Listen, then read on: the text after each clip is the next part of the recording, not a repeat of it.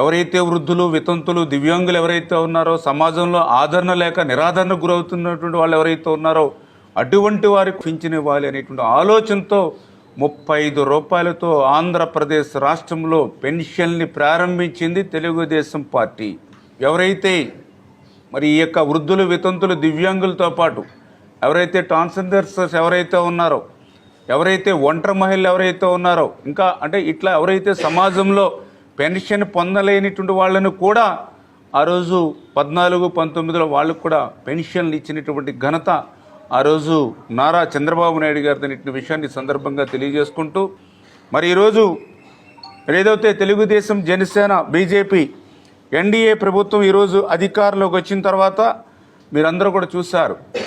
మరి అన్న మాట ప్రకారం అధికారంలోకి వచ్చినటువంటి మరునాడే మరి ఏదైతే ఈ పెన్షన్ పెంపు మీద సంతకం పెట్టడమే కాదు, మొట్టమొదటి 1వ తేదీనే ఆ పెంచినటువంటి పింఛను మరి ఏప్రిల్ నెలలో ఏదైతే చెప్పామో మరి ఏప్రిల్, మే, జూన్ అప్పుడు ఆ బ్యాలెన్స్ ఏప్రిల్ 1000, మే 1000, జూన్ 1000, 3000 ప్లస్ ఇప్పుడు పెంచినటువంటి పింఛను 4000, మొత్తం 7000 రూపాయలు రేపు 1వ తేదీన ఆ వృద్ధులు, వితంతులు, దివ్యాంగులు మరి అందుకుంటున్నటువంటి పరిస్థితి.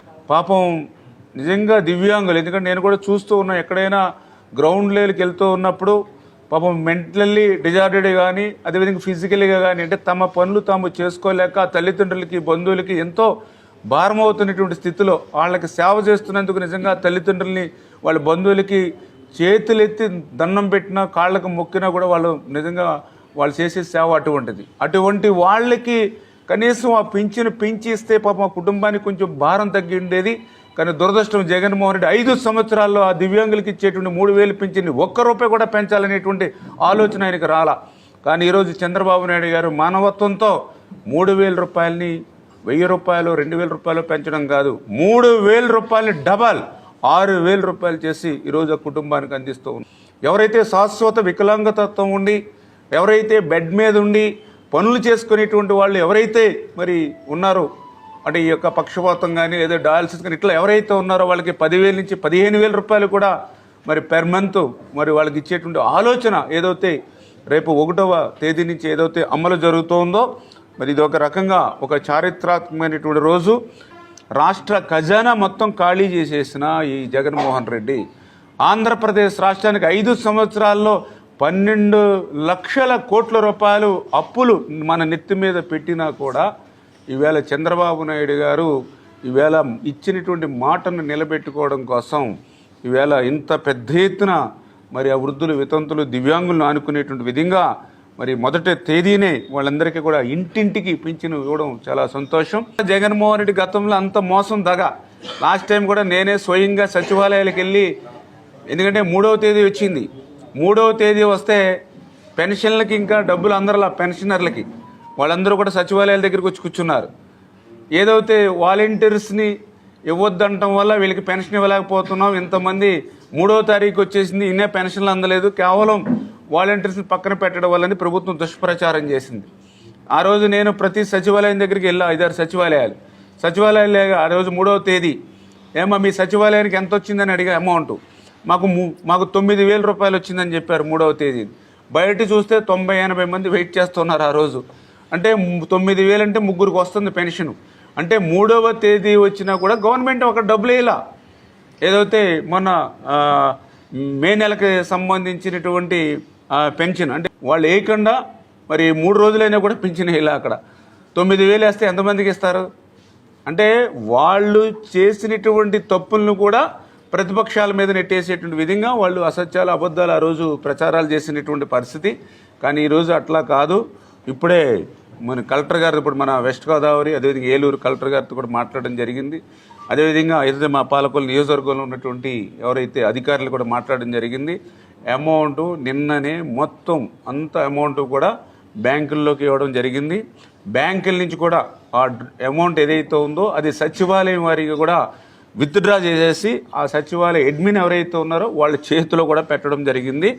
ఆ సచివాలయ చేతిలో ఆ అడ్మిన్లో ఉన్నటువంటి అమౌంట్ ఈరోజు నైట్ ఎవరైతే ఆ యొక్క సిబ్బంది ఎవరైతే ఉన్నారో దాని ప్రకారం వాళ్ళ అమౌంట్ ఈ నైట్ అందజేస్తారో ఆ అమౌంట్ తీసుకుని మార్నింగ్ 6 గంటలకే డిస్ట్రిబ్యూట్ చేస్తారు. అంటే మోసం దగా చేసే ప్రభుత్వానికి, మాట నిలుపుకుని ప్రజల కోసం పనిచేసే ప్రభుత్వానికి జస్ట్ డిఫరెన్స్ చూడమని చెప్తూ ఉన్నాం. శుభోదయం అండి.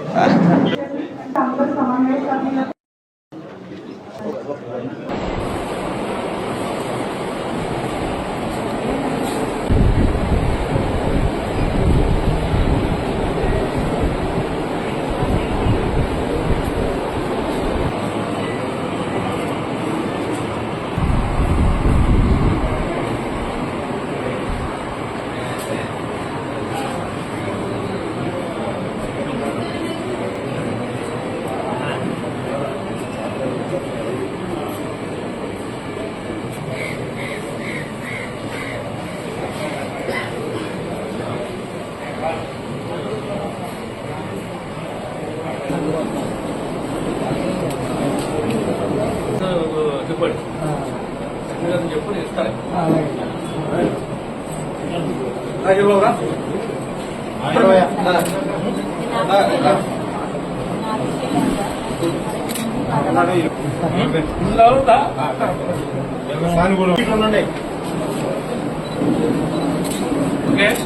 Sir okay sir.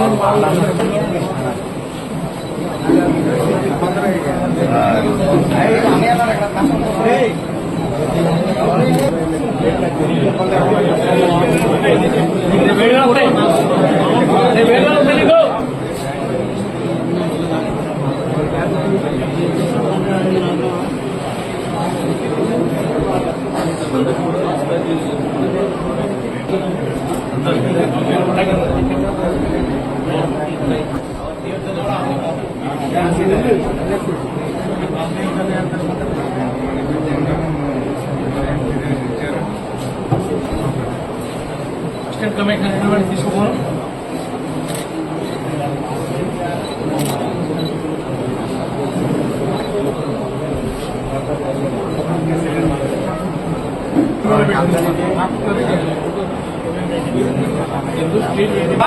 సార్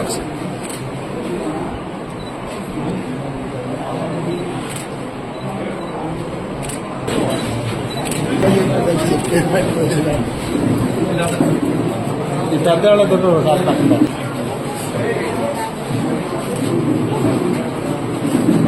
చేశారా పెట్టారా క్యాన్సర్